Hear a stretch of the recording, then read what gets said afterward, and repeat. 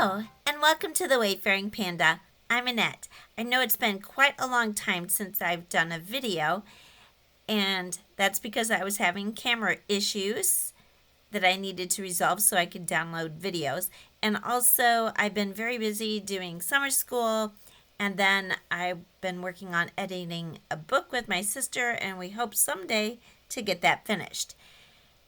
So I wanted to make this video because I recently purchased some stitching templates from Some Assemblage Required. Now, MK from Some Assemblage Required, Janet Fritz from Galaxy Girl Creations, and Sandy, who is State Goddess, have been doing a series on YouTube called Stitches and Stencils for quite some time, and they opened that up for others to join in. And I've always loved watching that series because I love using stencils. And I have done some stitching on my layouts, but not too much. So since I've gotten her stitching templates, I wanted to give that a try. I also participated in a sketchathon that was Disney themed in June, so that's another reason I didn't have time to make videos. But in any case, I'm still trying to do some of those because I really want to get my photos done for our Disney cruise that we took way back in 2014. So that's what I'm doing today. For this layout, I'm using 12 by 12 mixed media paper because I'm going to be using a lot of mixed media and especially water. So I wanted something that would hold up to that. At the beginning, you probably saw that I had my photos already mounted and paper cut out according to the sketch. And I didn't really want to show that part because we can all cut out paper and mount our photos. So I wanted to focus on the mixed media part of this project. One of the things that I've been trying to do is to use old products that I have, use my stash, which I have been doing. In fact, I need to get some more nautical type paper because I've used it all up. In any case, I am using a very old Snowflake Stencil and this Distress Embossing Dabber from Tim Holtz, which will allow me to do heat embossing on the paper. And then the embossing powder I'm using happens to be a white embossing powder from Hero Arts, but you can use whatever stencils you have. I'm sure a lot of people have Snowflake stencils. I don't even know where this one came from. And the white embossing powder, I don't know if this particular one's made anymore because it's old, but you can use any type of white embossing powder. Or you can even use different sparkly ones, but I'm doing the resist technique, so you want one that's going to be smooth for this technique. One technique that I try to do when I'm doing my heat embossing is to use my powder tool and just rub that over the paper first before I use my dabber, and that prevents the powder from sticking wherever you don't want it to stick. Of course, I almost always forget to do that, and you'll see me not do it on all the sections that I do here. And then I do like to heat from the back a lot and then from the front at the end, and try to move the heat gun quite around a lot so that you don't scorch your paper. Now I do believe I did get the top of the paper, it did start to turn brown just a little bit. You'll know the embossing is melted whenever it turns a bright white. I don't know if you can see it on the video. I don't know if you can see on this paper, but I did sketch out where my photos and the paper is going to be, so that way I know where I don't need to do any embossing or put any mixed media because they'll be covered up. I thought it would be fun to try to do the emboss resist technique using this powder, which is Nouveau Shimmer Powder, and the color is Lilac Waterfall. I haven't used this in quite a long time. I accidentally got some of it on a portion where I don't really need it, so I just use a brush to brush it over.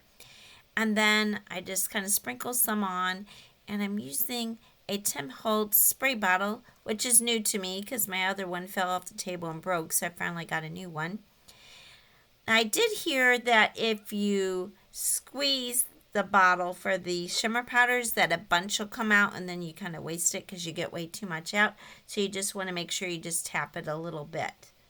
At first, I taped down the paper because it's warped some from the embossing, and I thought it needed to lay flat so that the water can kind of flow throughout the paper. But then I discovered I kind of needed to tilt the paper to get the water to run around.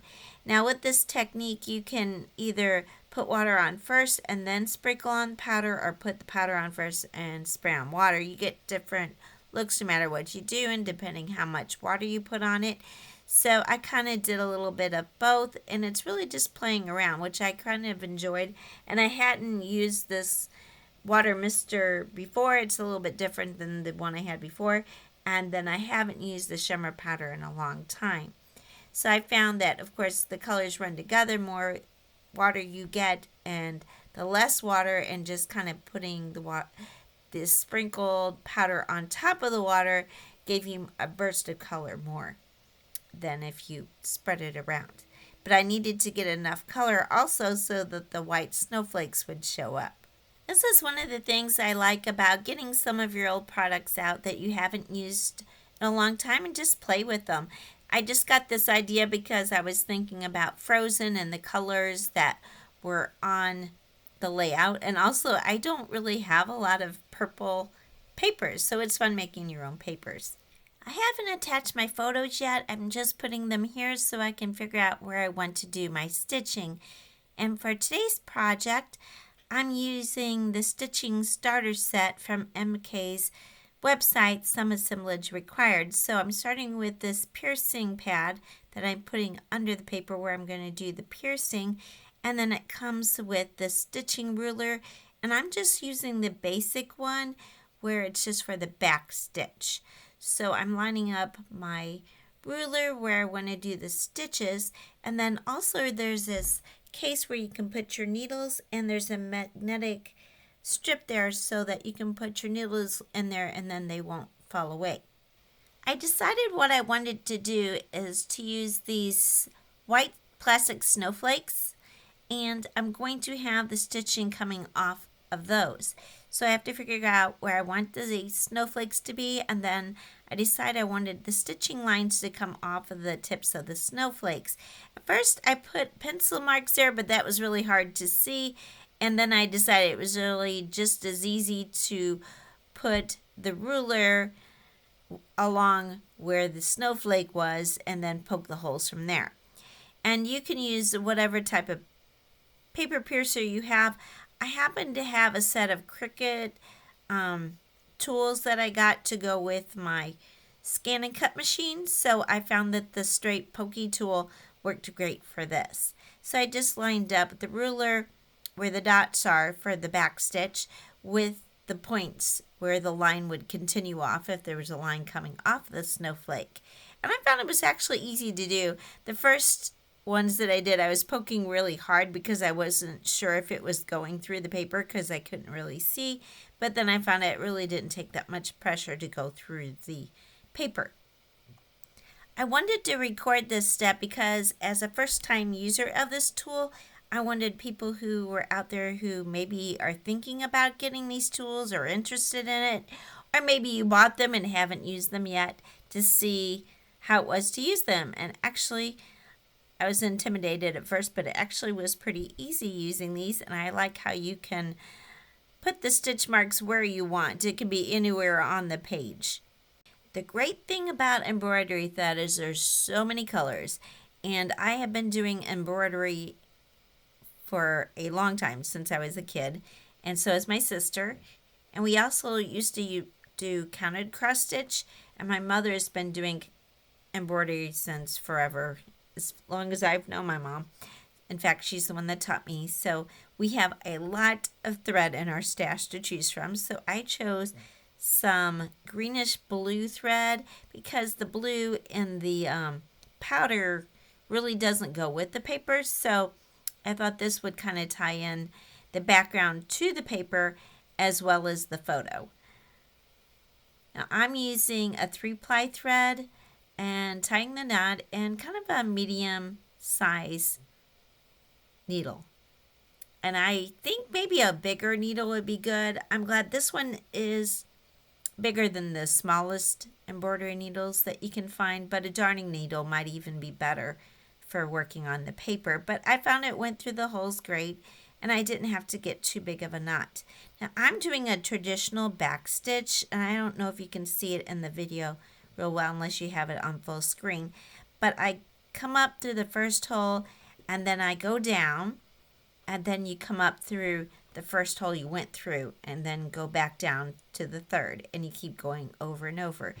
Now, I haven't done it on paper very well, but one trick my mom had taught me is you keep your loop always over on the same side. It doesn't matter if it's left or right, whichever is comfortable for you, but keep it on the same side, and that makes your stitches straight. Now, normally I do embroidery on quilt blocks and also kitchen towels, and the main stitch I usually use is this one, the back stitch. Now I have done on paper, I've done the chain stitch, which I think looks really beautiful on a layout, but that one did take quite a bit more time. And you do have to be careful not to pull too much, or you can pull a hole in the paper. And I did find that when I was tying off a knot, I did rip the paper on one of them. When you finish, you can tie it off either by going in and out under the thread underneath, which is what you do in cross stitch, or you can tie a knot. Then I did all the rest of the stitching off screen. Now that I've finished the stitching, I go ahead and attach my paper and photos to my layout. I had already attached the photos to the paper using some mounting squares, so the 3 that are still showing, I go ahead and take off the backing paper of that, and then I use Nouveau Deluxe glue to go over all the back of it to attach it to my layout. Then I use Nouveau Deluxe glue to attach my snowflakes so that the points match up with the stitching that I did. The sticker sheet that went with the paper that I used came with some alphabet stickers, so I used those to do the title Frozen. And also the snowflake where I did my journaling came from Creative Memories. My aunt had those at her house when we went to visit, and I saw that and thought, that will be perfect for a Frozen layout. As a final embellishment for the layout, I add some small white snowflakes. I'll put a list of all the products that I'm using in the description below. A lot of these products are old, so they're probably not out there anymore. But you can find a lot of the same things, like the Snowflake Stencils, in a lot of places, and hopefully in your stash. I'll also put a link to the starter set on MK's site, which is some assemblage required in case you don't have those and you're interested in getting them. It's not an affiliate link, but just for your information. Some of the links below may be affiliate links. They don't cost you anything extra to use, but I do get a small commission from any sales that those links generate, and that does help support my channel. I want to thank you so much for watching. I'll have a link to the playlist in the description below so that you can check out some more Stitches and Stencils videos and get some more ideas of how to use stencils and stitching on your layouts. I want to thank you so much for watching. If you liked the video, please give it a like. And if you're not already a subscriber, I'd really appreciate if you can subscribe to the channel. Thank you and have a wonderful day.